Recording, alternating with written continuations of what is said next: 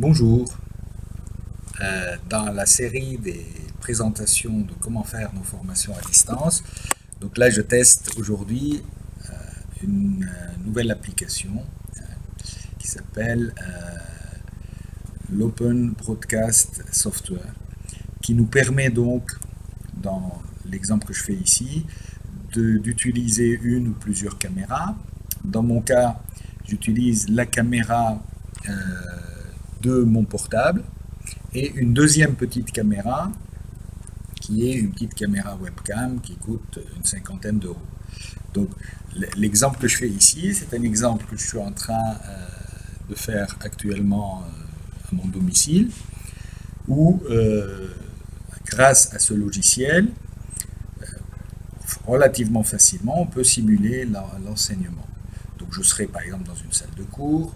Cette première image, c'est l'image de mon portable qui me verra pendant que j'enseigne.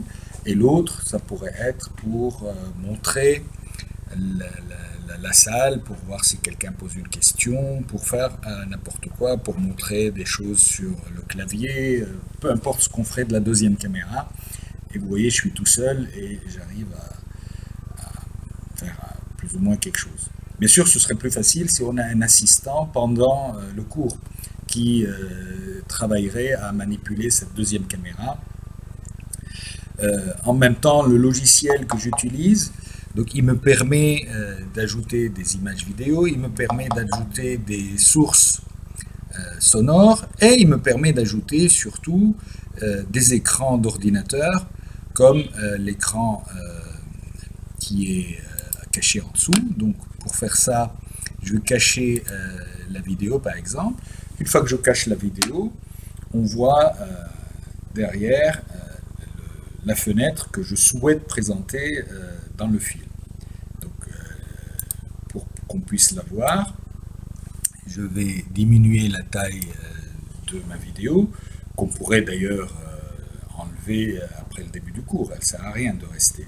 Mais en cas de besoin, on peut la mettre, l'enlever, mettre l'autre caméra à n'importe quel moment du cours en fonction du besoin.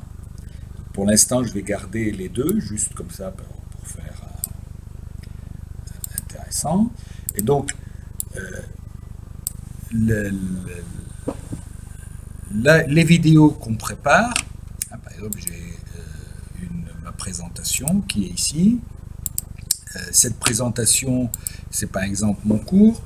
Là aussi, grâce à nos comptes à l'ISAE, vous pourrez partager toutes ces présentations, tous les documents avec vos auditeurs, donc assez facilement. Là, je vais me mettre en pleine page.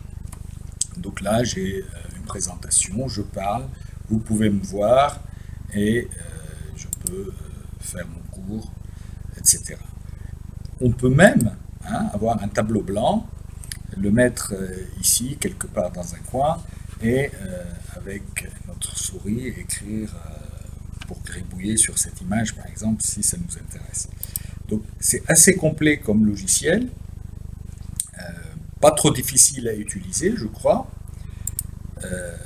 Et une fois donc qu'on a cette vidéo, qu'on l'a enregistrée, il nous reste donc ensuite à la transmettre dans un endroit où nos auditeurs pourront la voir. Donc là aussi, je vous propose d'utiliser, comme je l'ai déjà fait une fois, YouTube.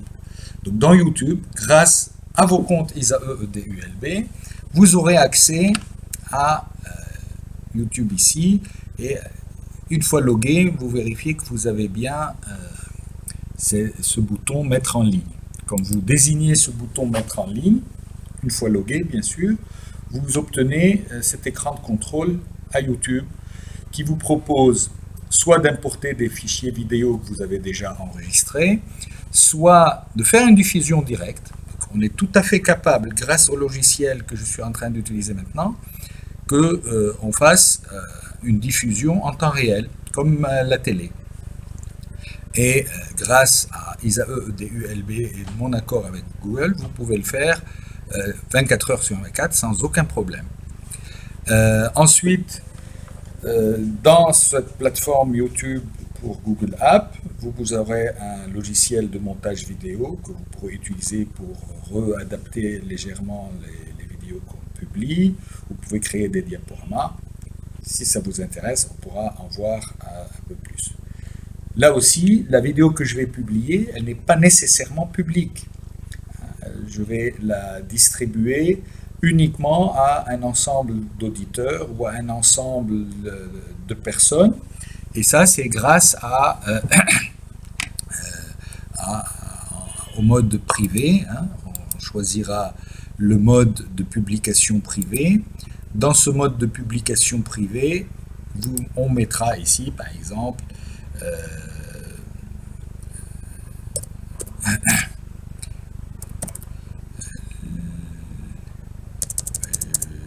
quelqu'un qui est... Bon, je le ferai tout à l'heure. Donc, je mettrai les emails qui m'intéressent et on enverra la vidéo. Donc, on choisira le fichier vidéo et je vais le transmettre. Là, pour l'instant, pour ne pas faire une vidéo trop longue, je vais arrêter la diffusion et vous dire à bientôt si ça vous intéresse pour que on en fasse un peu plus. Voilà. À mardi si je pars pas aujourd'hui au CNAM.